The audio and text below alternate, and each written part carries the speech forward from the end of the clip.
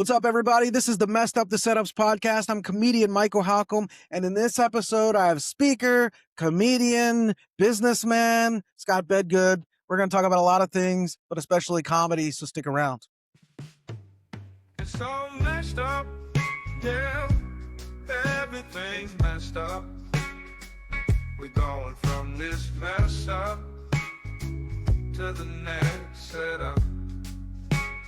Everything seems so messed up, but it's just our setup. Hey everybody, Michael Halcomb here with the Messed Up the Setups podcast. I have comedian Scott Bedgood with me. We're just meeting for the first time. Scott, good to connect with you, dude. Yeah. Hey, Michael, how's it going? Yeah, it's going all right. So you told me before I hit record here, you're in Chattanooga. Are you from there? Is that where you grew up? Or No, I just got out here very recently. We moved here in April. I was living in Dallas, Texas for about 13 years. I grew up in East Texas, in this town called Tyler. My wife and I were in Dallas for 13 years. We moved out here to Chattanooga in April, and we love it. It's amazing. It's been kind of everything we were looking for, and awesome. What took you there? Work, family, just wanted to we didn't move? know anybody, not work. We didn't want to be in a big city anymore. We didn't want to deal with the traffic. We wanted to be outdoors, and Chattanooga is a really fun city. There's just a ton of outdoors things to do, trails, and just all kinds of stuff like that. And it's a smaller city too, but big enough that we can do all kinds of things. Big enough that Right. they have a great comedy club here called the Comedy Catch, which has been amazing for my comedy career and got amazing opportunities since moving here. And so, yeah, it's been great. Sick. That's awesome. So I don't think I've ever really been to Chattanooga. I've been to like Memphis. I've been to Nashville. I don't think I've done Chattanooga. So I got to get there at some point, especially if they got a good club there, man. Yeah, come on. Well, I want to share your website as we get going so people can check that out. If you're watching, of course, you're going to be able to see it. If you're just listening, you won't. But scottbedgood.com. And here we see speaker coaching, content marketing, engaged audiences drive results. So speaker coaching kind of explains itself, but what kind of speakers are you coaching? Any speakers? Like, do you have a niche? Yeah, I mean, whoever will pay me is my niche. That's your niche? Yeah. Yeah. And I mean, honestly, that often means like executives, people that have a bigger budget, that speaking actually results in, large amounts of revenue for their company. That's kind of an ideal client when it comes to helping them write speeches, helping them prepare to be better speakers. But I also do corporate trainings. So going into companies and doing training for everybody to be better speakers, better communicators. And I use my background, obviously, I'm here because I do stand up, but I also have been a writer and a journalist for like 15, almost 20 years now, and a content marketer. And so I have a very strong writing and storytelling background. And then when you combine that stand-up experience of engaging audiences, of being able to connect with people, of just having that stage presence, that's where I developed this speaker coaching offering is those two things. So yeah. And by the way, I'm looking at my website and I'm looking at what I'm wearing and I'm like, man, I'm on brand, khaki and some olive and, pretty predictable. Yeah, dude. It matches. There you go. Good stuff. So let's talk about your comedy journey, man. How did you get into stand-up? Yeah, it actually came from my writing and my journalism.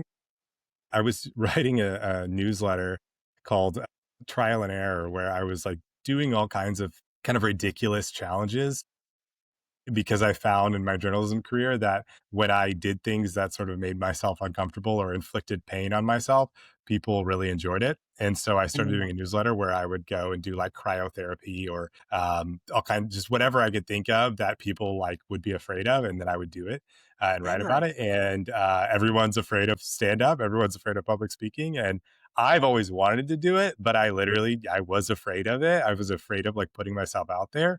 And so I did it 1 month as just a challenge. And it was amazing. And I actually really liked it. And I got some laughs. And then I was like, wow, that was fun. And I went back like a month later or a couple months later. Okay, this is kind of fun. And then about 8 or 9 months later, I started going to open mics a little bit more. Just as a like, I don't know where this is going. I didn't know anything, right? I didn't know what a show meant. I didn't know I just was like, I go to open mics, I tell jokes, people laugh. I invited my friends, like my friends came to open mics. There's a newbie move. Don't do that.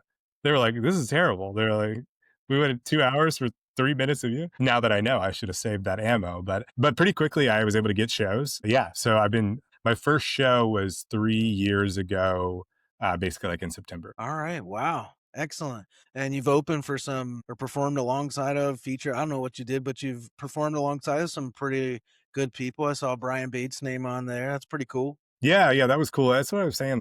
When I was in Dallas, I got a lot of cool opportunities to like produce shows. There were so many clubs, there were so many places that you could do shows that it was really great from that perspective. But I have 2 kids. I have a job. The competition of like being the person the club relied on was really hot, right? Like it was just there were some really talented people who spent a lot of time at the clubs and they got opportunities that I didn't get.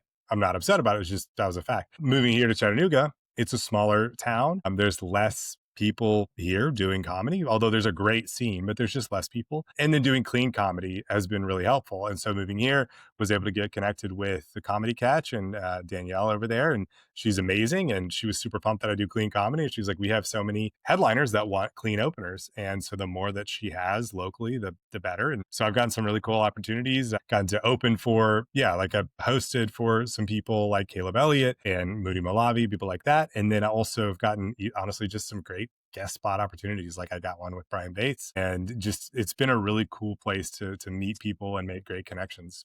That's And then awesome, man. yeah. Wow. So you've been at it about 3 years roughly and kind of started as just almost like just a dare to yourself, right? Mhm. Pretty cool story. I was just talking to another comedian and I was asking him what advice he would give to somebody who might be listening to this that's thinking about it. And he's like, just go do it once. Like go do your first mic and just see what happens. Just go do it. I'm wondering, like, you're a few years into this, you've seen some good success so far. Like, what might be your advice to somebody that's listening or watching and they're like, "Man, I really wanna try stand-up comedy." Yeah, I mean, first of all, go do it. Sign up for an open mic, do it, see what happens. If it goes well, or if you want to Right, do it again. There's no pressure. Most of the time, it doesn't cost money. Just go do it. That's kind of my thing is I put it off too long. I psyched myself right. up about it. I Same. was like, I don't know if I know how to do this. I mean, Michael, I don't mean to brag here, but I was voted funniest in my high school. There you go. Funniest guy out of 52 people, but split in half. So like, out of like 26. But Yeah, I there you was go. voted funniest, and so I was destined for greatness from the beginning, obviously. But no, I mean, I've always been funny and wanted to be funny, but there was something about getting on a stage and saying, "Hey, hey, hey, I'm about to be funny," Right, right. that I was like, "I don't know if I can do that." I thought like I could be funny when no one expects it. I could be funny at work. I could be funny in class. I can, be funny with my friends. But to go, okay, look at me. I'm gonna make you laugh, and then they actually laugh. It felt like too much pressure, but it was really just, yeah, just go do it. I didn't talk to anybody about it. I even told my wife, I was like, "Hey, I'm gonna go do something. It's for my newsletter. I'm not gonna tell you what it is. I'll tell you when I get back." But like, I just didn't want to be talked out of it. I didn't want to have to answer questions. I just was like, I have to go do this for myself. And then we'll see what happens. And I think I get this question a lot. I have a lot of people that over the years have reached out to me who have said, "Oh, I want to do this. I want to give it a shot." And I kind of feel like the more questions they ask me, the less likely they're going to do it.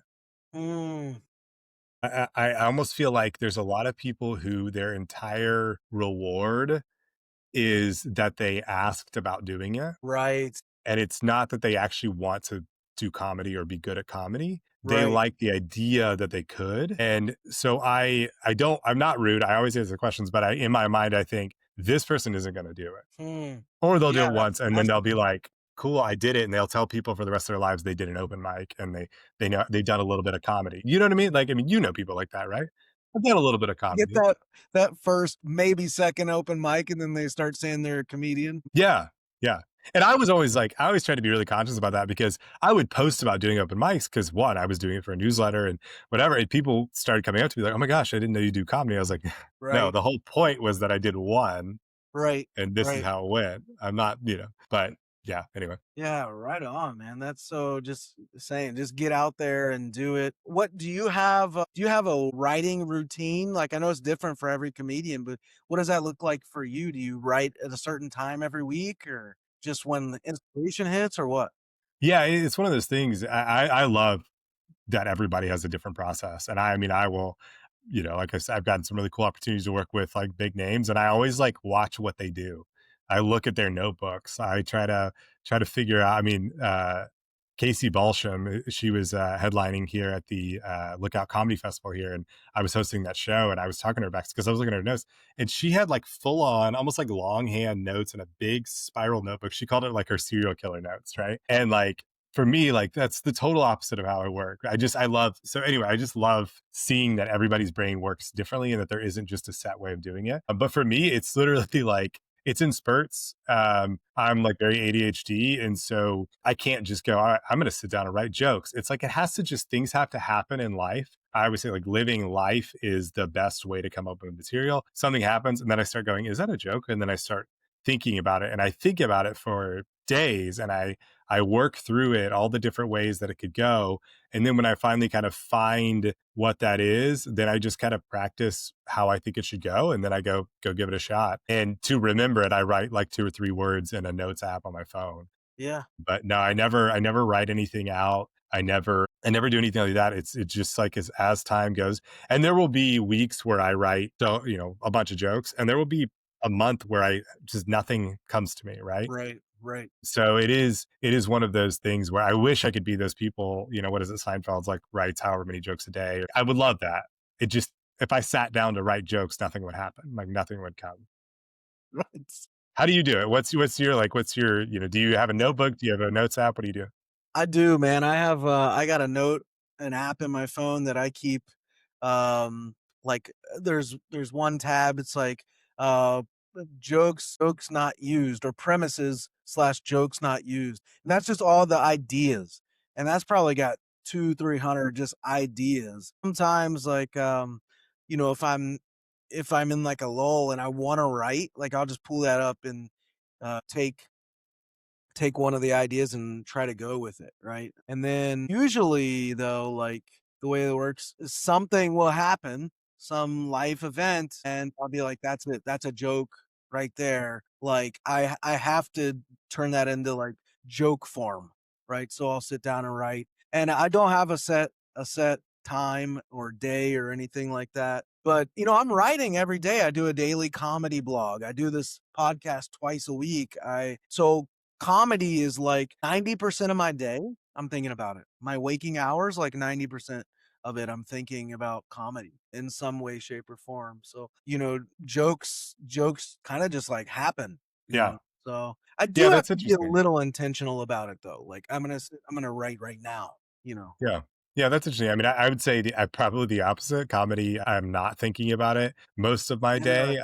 Interesting. I'm doing other kinds of writing as part of my job. Yeah. I'm doing other kinds of like helping people with their speeches. And there's comedy as far as like helping people punch up jokes in Right. their own speeches and things like Right. that. I've got, like I said, I've got 2 kids, I've got a Yeah. wife, I've got, I co-work at this place with a bunch of other people. I go, out in society. So it's like all of these things, comedy happens, things that are Right. comedic happen. Right. And then it's like putting it in that bank, it's turning it over and going, okay, that was funny or interesting in real life.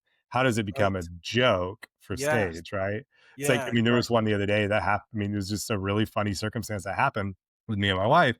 And it was one of those like, it was a funny story that if we told to our friends would be a funny story. But how do I make Right. it a joke for strangers? Exactly. And like, so, I mean, we could, if you want to like talk a little bit inside baseball already, but like, Yeah. what happened was I was about to get in the shower. My wife is brushing her teeth. She's fully clothed. I'm not. I'm about to get in the shower. And we have a blind over our window, and it was about halfway closed. And I was like, let me close this. And I pulled it and it slipped out of my hand and it actually like shot up. And so I was standing in front of the window, in front of the whole neighborhood, and I'm fully naked. And my wife dives on the ground to hide. And I was like, "Hey, no, you get the window." And she was like, "Oh my gosh." And so she gets up, she, does the thing. So that's funny. But It's as, hilarious. I immediately get in the shower and I'm like, all right, now's the time to make this into a joke for the stage. And so it's like, what's the sort of universal quality of what happened that people can go, oh, that would be me, right? Or Right. that would be my wife, or that would be my husband. And what I thought about, and actually my wife and I talked about this, was it was just like this idea of secondhand embarrassment. Like Right. she gets embarrassed watching other people be embarrassed. And so the setup for the joke was like, hey, I'm up here, basically my wife and I are so different. She gets second embarrassed. She gets embarrassed that when she watches other people do embarrassing things, she feels it. And I was like, that's why she doesn't come to my comedy shows, Yeah. Right. but I don't get that. Right. But here's, and then it's kind of like, here's an example. So then I tell that story where like she's so embarrassed that I'm in front of the neighborhood naked that she's hiding, like head down, all that. So like that's like an example of like, I didn't sit down and go, I'm going to write this joke about a secondhand embarrassment. It's just like that happens. What's the universal quality? So then when I do a setup, people are going, oh, this is me. And then a funny story. And then they go, I would be the one on the ground, or I know the person who would be the one on the ground. And that was a fun one because like Yeah. it happened. I literally did a show the next day, put it in the show, and it went really well. And I was like, oh, Nice. okay, cool. Yeah, I Um, love that. so those That's are fun great. because it's just like you can't plan that. You can't sit down and think of like I'm going to do this. I'm going to write a joke about this. It just But when things happen, having that mindset of how do I immediately start turning it around until I find the joke of it. Yeah, I love that. That's a funny story. It's a great story.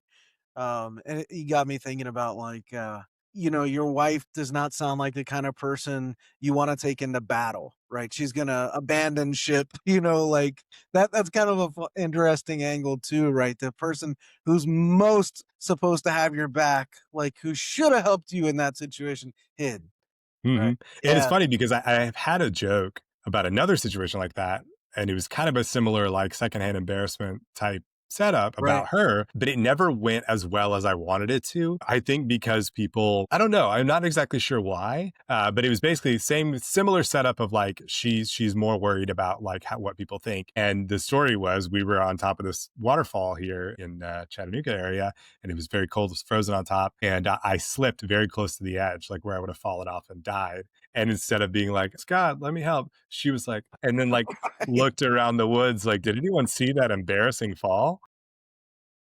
Yeah. And it's still the same premise, and it was funny, but something about just maybe the setup or just I didn't perform it well enough of what I'm communicating that I dropped it after, trying it a few times. Pretty good. But so then like this other thing happens is like, oh, this is way better, right?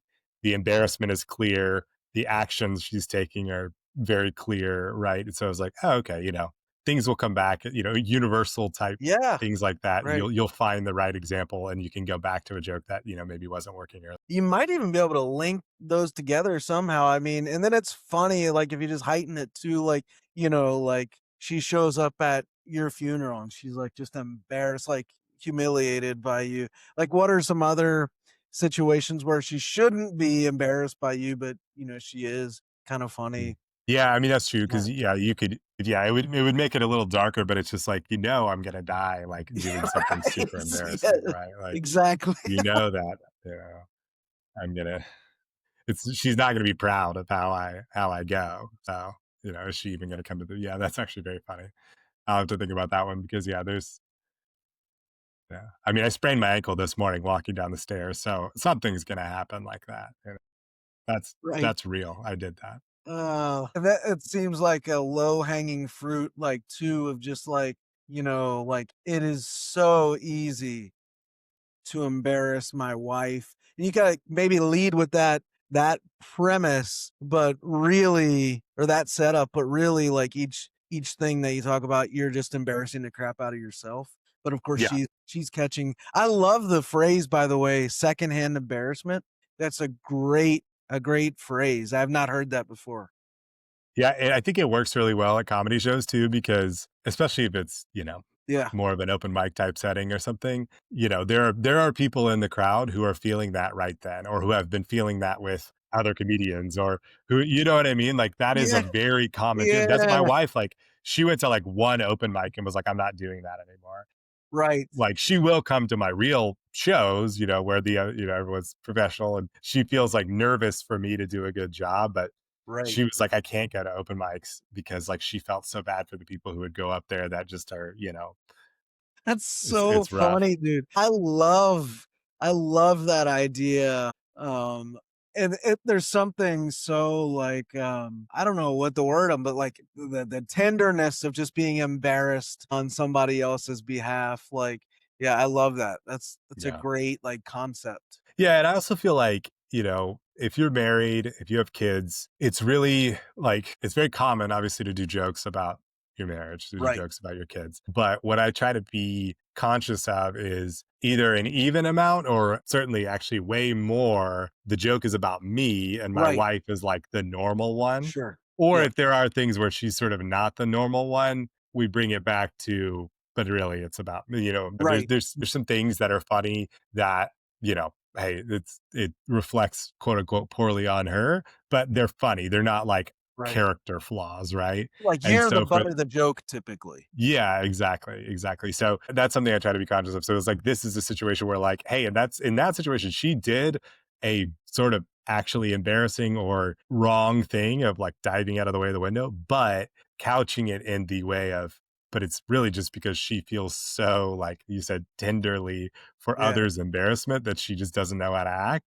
So then it's like, oh, that's not you don't come away going, wow, she's a bad person in that situation. You go, man, yeah, it is embarrassing being around you, right? Like It's that's funny the too, goal of like the joke. funny too, the idea I don't know how old your kids are, but, the kids do things that embarrass her, and she'll just, like, abandon them in public because she's, like, so humiliated, like, she'll Yeah, leave them at the bus stop, leave them in the grocery store, like, just so she can get out of that's that's actually really good. I yeah, like that's that. Yeah. funny. Like, I think you could really run with that too. Like the heartfelt. I don't know. We just like keep going on about this, which I'm cool with. Like the heartfelt, like feeling so embarrassed for somebody else, but the reaction is so automatic that it's like flight. You Yeah, know? it's exactly what it is. Yeah. Yeah. Yeah. You can't blame her for reacting that way because it's Yeah. not a she's not thinking through it. Yeah. Yeah, so that's funny because you could come up with an endless amount of scenarios of where she's not supposed to abandon her husband or abandon her kids or abandon ABCD, but she just does. Like she doesn't even have to think about it, right? Um, so it's kind of funny. Yeah. Or even just like imagine her as a paramedic, someone calls 911 before I just think of a situation that's crazy, embarrassing. She shows up and it's like, ooh, actually, Yep. There are yeah, some I gotta jobs she's just not cut out for, right? yeah, that's a little too embarrassing for Yeah, the paramedic one's good. Yeah, that's funny, dude. I like that concept. I was, we're like in Christmas, approaching Christmas and like driving the other night and I grew up in trailer parks, like some trailer parks in Kentucky, right? So, but was driving and I saw this trailer just like plastered in Christmas lights and the yard had like Christmas decorations, like Mhm. the most. And like that gave me a funny idea, right? I wasn't looking for it. Like it just, the joke kind of just happened because I'm driving by and like it's not the world's greatest joke, but I was like thinking about how, Christmas lights, the setup is something like Christmas lights make everything look prettier except trailers. Right. On a trailer, Christmas lights just highlight everything that needs to be fixed. Yeah. And so, like, I lead before that with like about me growing up in a trailer park and like I don't know. So like kind of set the stage. I have the credentials to speak on this, right? The experience. But that to me was like kind of funny. Like, the idea of Christmas lights are supposed to be pretty, but in this case, they're highlighting everything that needs fixed. Yeah, yeah, yeah, yeah. Kind Or, of there's that, like, you could, tell the story, you're driving by. It's like, see the trailer, it's covered in Christmas light, you describe it all, and you're like, "Man, I mean, March is a little early to have your Christmas lights yeah, out," but right. That's right. in the trailer park, it's, Yeah. something The satellite dish is covered in lights because somebody thought it'd be a good idea, thought it'd look good. Yeah, yeah. there's an extension cord running to the neighbor's outlet. all these Yeah, I don't know how comedians. safe it is to have a propane tank, but it hasn't caused a problem yet. Right. So I love this, like, talking shop like this, and just, where the jokes come from. I don't know about you, but, like, a lot of times, as soon as I tell somebody I do stand-up comedy, the almost first reaction I get is, "Tell me a joke," right? But yeah, They always, and I oblige sometimes I don't, but I say I don't do it for free, yeah, that's a great comeback. I don't do it which for is not free. true because I've done so many stand-up shows for free.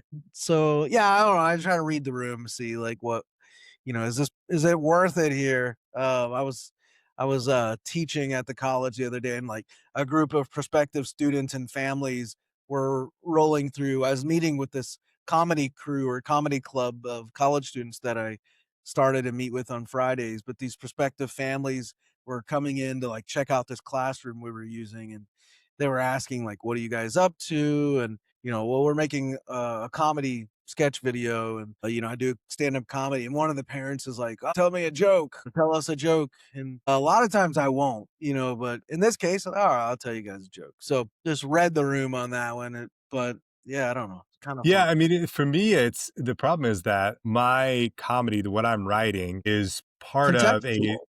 it's contextual. It's part of a story about That's right. myself Right. that I'm telling on stage, right? Even stuff that isn't about me, it works because it's me, this person Yes. on stage telling it in this Yep. way, right? I Yep. have a joke that I've been doing since the beginning. It always works. I'll be honest, reveal a secret here. I don't actually mean it, but I do a joke about how I love boneless wings, not regular wings. I just do it. I get really aggressive about it. I act like it's and it works every time. It has nothing to do with me. I don't even eat boneless wings. I don't even eat regular wings, whatever. So that doesn't make sense if I just start talking about it in Right. real life. Right. But on stage, I'm this guy who's like sort of antagonizing people over a really stupid thing, which is boneless wings, right? So it's like Right. that's kind of everything that I'm doing Yep. is part of the context of I'm the guy Right. on stage. Right. And it's true, most of it, except for the boneless wings part, but heightened, right? It's Right.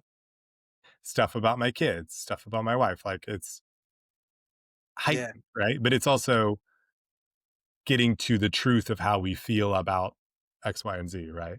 And so Right. it just I don't have like I don't have like the Norm Macdonald sort of street jokes that he would do, right? I don't have those Right. off the top of my head. What I'm writing is for me to tell on stage, and it just doesn't make sense, or it's not even funny. Um, if someone's like, "Tell me a joke," I'm like, Yes. I think yeah, that's a hard thing to explain to people. The when you're on stage, you have a persona like that people tap into right away if you do a good job. Like, you have that persona, and then you have the context of that persona, and every joke is embedded in content unless you're just doing the other street jokes or one-liners. It's hard when somebody's just like, "Well, tell me a joke." Well, more times than not, I've had to say, "That's not really how it works." I'm gonna have to tell you a whole story to tell you a joke. yeah. Yeah, and Yeah. even like it's not even really the style of sort of funny that I am. Like I'm very outgoing, I'm very extroverted, but I'm not in a room the one that's like, look at, give me the attention. Right. I'm the life of the party, whatever. I like to talk. I like to talk to people one on one. I, like to get in front of people. I like to do those things. I like to make jokes. I like to be funny. But I mean, even in my co-working place, there's like 15 of us. I don't think I'm the funniest person out of the 15 people here in the context of in a group of people, right? If Mm, we're together, I'm not the one that people will walk away and be like, that guy was really funny. Now, right. am I the funniest stand up of the people out here? Yeah. I mean, I'm the only one. But Yeah. it's just different, right? It's It just a is. different, personality. And a lot of I think it's really interesting. We talk about like different comedians uh uh what am I trying to say? Process, joke writing process, that kind of thing. I love how different the personalities of comedians are. And I Right. love that there are comedians who are like super introverted, who like off stage, like really don't talk. And they get on stage and they're like blowing your Right. mind, right? Right. I love that that is something that is just like it's in people that it's not just like, hey, I'm the person who wants attention all the time, right? Some people are Yep. just like, I got all these jokes I gotta tell. And I don't understand how you can flip a switch like that. Right.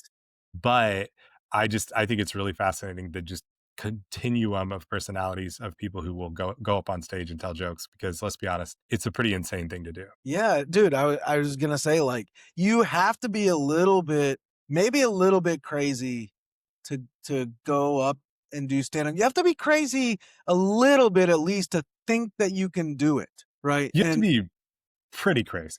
It's not even a little. like I say often, like most of us, dude, we're funny around like family or friends, like the people we know. But to think that you have what it takes to get up in front of a room full of strangers and make them laugh, you have to be a little bit mad, a little bit, or a lot bit, as you're saying. A lot. I Like, mean, look, we've all been around comedians. It's a pretty consistent thing that there's something wrong with a lot of us, and we it's great. showcase it in different ways. Right. I mean, yeah, that's part of what I meant by like when people ask me like, "Oh, I want to do stand up and whatever," and I'm like, I can kind of judge pretty quickly, like you are too normal, like you have Mhm. too much riding on you being a normal person to be able to do this. Do you know what I mean? Like, I've had a pretty up and down career path. Like I've done a lot of different things. I'm always exploring. I'm always doing, creative things. And so this to everyone in my orbit was like, yeah, okay, like of course he's doing something else like this, right? But Right. then there's other people who've reached out to me and I'm like, do you really want to that like do you want that to get out that you do this? But I mean, there are doctors. There are doctors who do, Ken Jong, Dr. Ben, and Nashville. Like it's not always. I'm not saying that being successful or having like a stable career is a limiter, but I do think there's got to be something wrong with a huge majority of us who are doing this. Yeah. It's wild. I mean, yeah, and if you're a comedian and you're backstage, I think you do see that more up close and personal, necessarily like because a persona can sort of foil that or cover some of that on stage. But yeah, when you're around comedians, like you see it, dude, especially at open mics, like or things like that. You really, really see it. Yeah, Yeah, I don't know. I'm perpetually fascinated just with people's processes and like I'm a little obsessed with it, to be honest with you. This the joke writing process. I said I'm thinking about comedy probably 90% of the day. The majority of that I'm always thinking about joke writing, I think. And not even writing my own jokes, just the process of joke writing. I teach composition classes as part of my day job, and in my comp 1 and 2 classes I teach writing via joke writing. Hmm. So, twice once a week, we'll come in and do a joke writing lab. And for an hour and 20 minutes, like I'm in a room with college students, we're just trying to write jokes on the spot. It's really a little self-serving, Michael. or a lot. Do you promise not to steal their jokes Yeah, I don't steal their jokes unless unless it's really good? if I do steal a joke, I'll ask them and I'll give them credit too, like on the spot. Like I have a joke that near the beginning of the semester I just let them roast me, right, which is Mm. really fun. And I had a couple students just roast the crap out of me and got some really good ones out of that. And so sometimes it shows all like open with those like self-deprecate.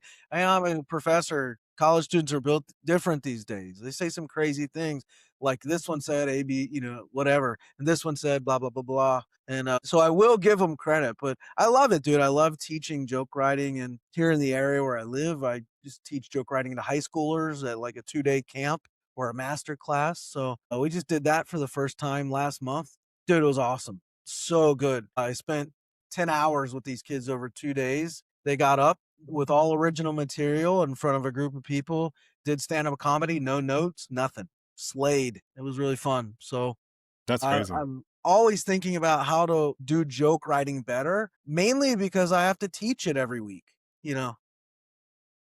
Yeah, that's so true. It's just like I never took a stand-up class. I've never done any of that. It's all I mean, having been a writer for so long, I know how to write, I know how to tell a Right. story, and so it's an extension to me of writing and storytelling. But I've had to obviously get way better at it from the beginning and Yeah. always getting better at it, always trying to improve. But a lot of people, it's really interesting, like they go like, how'd you go from like being a writer to a stand-up, or how do you they just like aren't, they don't piece it together. Right, And I'm like, hey, it's writing, right? It's just a right, different form of writing. I always want to sharpen my skills in all types of writing, and this was one of them. And this was a way that you get instant feedback, right? Like if you don't, every other type of writing, you put it out there and you may get feedback, you may not, you may never know if it was good.